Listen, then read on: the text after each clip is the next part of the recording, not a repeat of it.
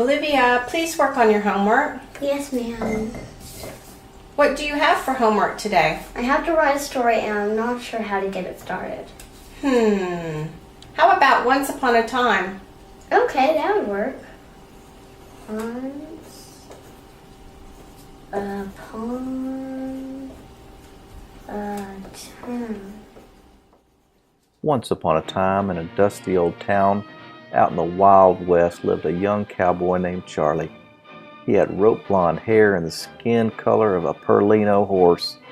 He was small but skilled in riding horses and shooting his gun.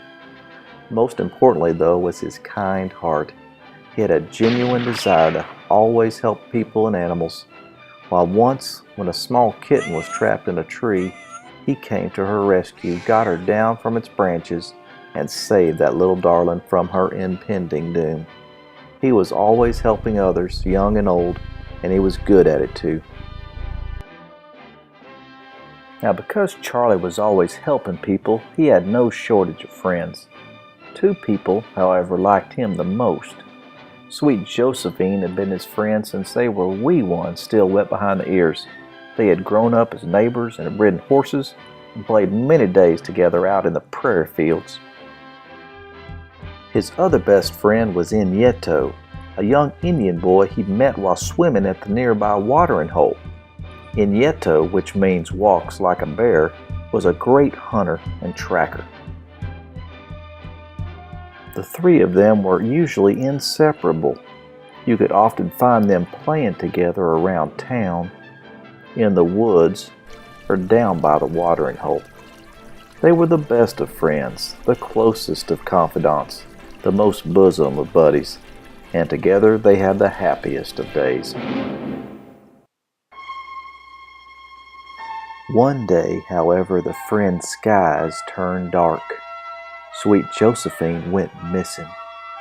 Earlier that day, she had decided to take a walk in the woods after she finished her morning chores.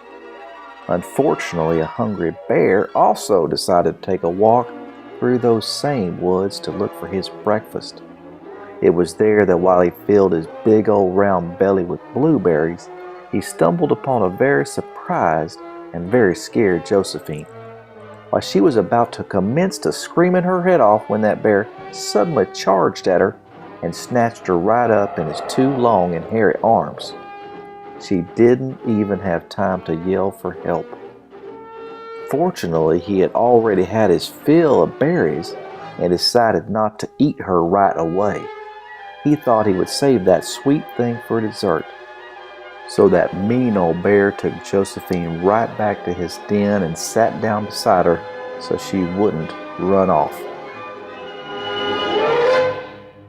Later on that day, when Josephine didn't return home, her ma began to worry. She knew Josephine wasn't lost. That girl knew the woods like the back of her hand. Something must have happened to her. So Josephine's ma went for help.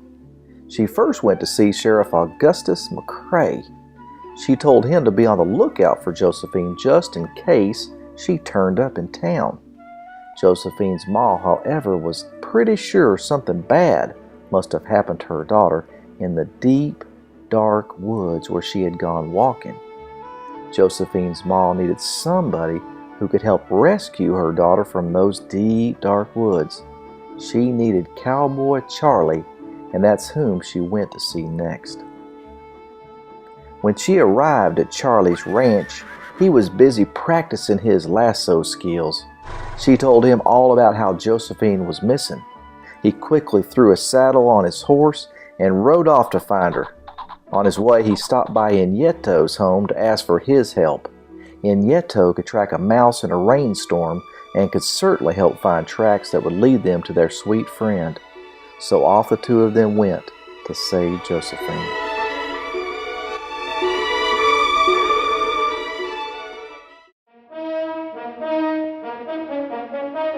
It wasn't long before Charlie and Nieto found tracks just the size of Josephine's boots. They followed the tracks for a few minutes and then saw something that made the hair on the back of their necks stand on end. They saw bear tracks. And they weren't the little tracks of some old scrawny baby bear. They were the ginormous tracks of a really big bear. Fearing the worst, Charlie and Nieto followed those big bear tracks for a while longer until they happened upon a stinky, overgrown bear den. They crept closer to it until they could finally see inside, and it was there they spied their sweet friend Josephine. They were relieved to see their friend unharmed, but realized that they now had the tough job of getting her away from that bear alive. Now, Nieto had helped a great deal by tracking that mean old bear, but now it was up to Charlie. With a smile on his face, he remembered the rope he still had with him from lasso practice. He stood up straight and hollered, "Charlie, go bear!" And do you know what that bear did? He came out fast. He came out running. He ran right at Charlie. And just about the time when that bear was about to pounce on him, Charlie threw his rope around him and lassoed him nice and tight.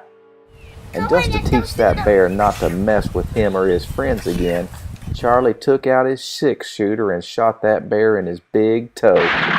Josephine was safe at last and was reunited with her ma. Charlie had saved the day. And to this day, no one has seen hide nor hair of that mean old bear around town again. Charlie and his 2 sweet friends, Josephine and Nieto, got back to life as usual. They are often seen playing together around town, in the woods, or down by that watering hole. They are the best of friends, the closest of confidants, the most bosom of buddies, and together they have the happiest of days.